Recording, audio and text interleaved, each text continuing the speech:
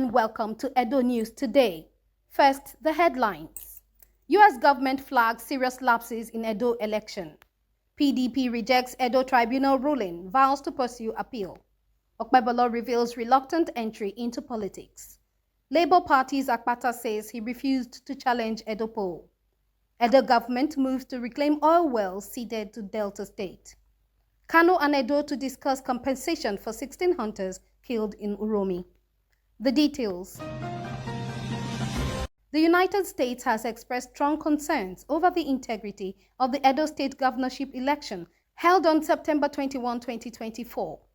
The U.S. mission in Nigeria released a statement on Friday criticizing what it described as serious lapses in the elections collation process, which culminated in the declaration of the All Progressives Congress APC candidate, Senator Monday Okpebholo, as the winner. Citing reports from the civil society organization, Kimpact Development Initiative, and the Ballot Integrity Project, BIP, the U.S. mission pointed to glaring inconsistencies, including 29,053 unaccounted ballots and evidence of overvoting in at least 382 polling units. Even after collation, the report stated 20,167 ballots remained missing. While a three-man tribunal chaired by Justice Wilfred Pochi dismissed the petition filed by the People's Democratic Party PDP candidate Asue Ighodalo, the U.S. appeared to contradict the court's position by referencing the civil society findings. The U.S. also reaffirmed its commitment to transparency and due process, with Ambassador Richard Mills reiterating the need to restore public confidence in Nigeria's democratic institutions. In a related development, the U.S. government has reportedly imposed visa restrictions on judges and politicians believed to have undermined Nigeria's democratic process, including Chief Justice of Nigeria Kudirat Kekereekun, over a controversial 2020 ruling in Imo State. Progressively, the People's Democratic Party PDP has rejected the judgment delivered by the Edo State Governorship Election Petitions Tribunal, which upheld the victory of APC candidate Monday Okpebholo. The PDP described the ruling as a miscarriage of justice and announced it would challenge the decision at the Court of Appeal. PDP's Edo State Chairman Dr. Tony Aziegbemi said the judgment ignored overwhelming facts and instead relied on technicalities to dismiss the claims brought forward by the PDP and its candidate Asue Ighodalo. He accused the tribunal of acting like a fourth respondent, siding with the APC and INEC against the will of the people.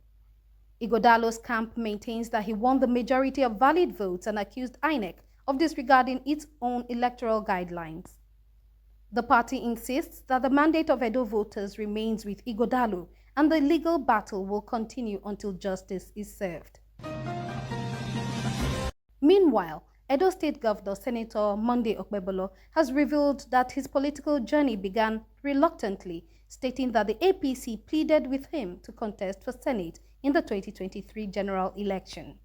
Speaking at a Sunday event, Okpebholo explained that he had no prior interest in politics, but was motivated by a desire to develop his community. No one wanted to contest for the Senate under APC. 3 people came to my house and begged me to run, he said. Today, that rejected stone has become the cornerstone. The governor predicted a coming political realignment in the South-South region, suggesting more leaders would begin aligning with the federal government's transformation agenda under President Bola Tinubu. He described the trend as a new era of political consolidation and development-focused governance.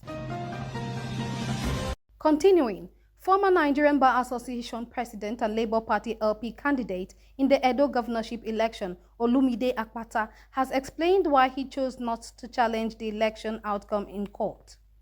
In a statement issued on October 21, 2024, Akpata said his decision stemmed from the desire not to legitimize a fundamentally compromised process. Akpata, who came third with 22,763 votes, described the electoral process as riddled with vote buying, procedural anomalies, and systemic bias. He argued that election tribunals often place an insurmountable burden of proof on petitioners, and that INEC's dual role as both custodian of materials and a party to litigation made effective legal redress difficult. Instead of engaging in a prolonged and fruitless legal battle, Akpata said, I've chosen to focus on broader electoral reform to address the root causes of these democratic failures.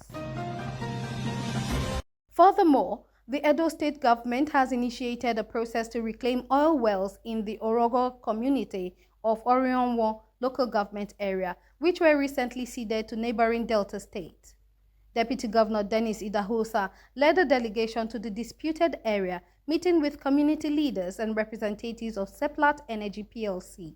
Speaking during the visit, Idahosa assured the people of Orogo that the government will pursue all legal and diplomatic channels to ensure that the oil assets remain under Edo's jurisdiction. He lamented that despite decades of oil exploration, the community remains underdeveloped and largely neglected.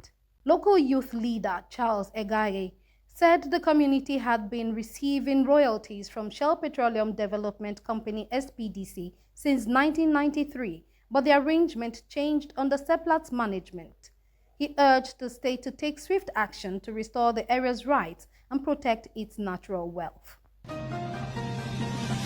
Conclusively, the Kano State government has confirmed plans to begin discussions with the Edo State government to determine compensation for the families of 16 hunters killed by a mob in Uromi last month. The state's Commissioner for Information, Comrade Ibrahim Waya, said the talks would be led by Kano's Deputy Governor, Aminu Abdulsalam Gwazo. Waya revealed that while no specific amount had been decided, the families had received visits from both state governments and were promised justice. He also noted that most of those calling for retaliation were not relatives of the victims and cautioned the media to verify the credibility of sources making inflammatory statements. To prevent further violence, the Kano government has set up a peace delegation including human rights organizations and community leaders. Edo State has reportedly agreed to compensate the victims' families.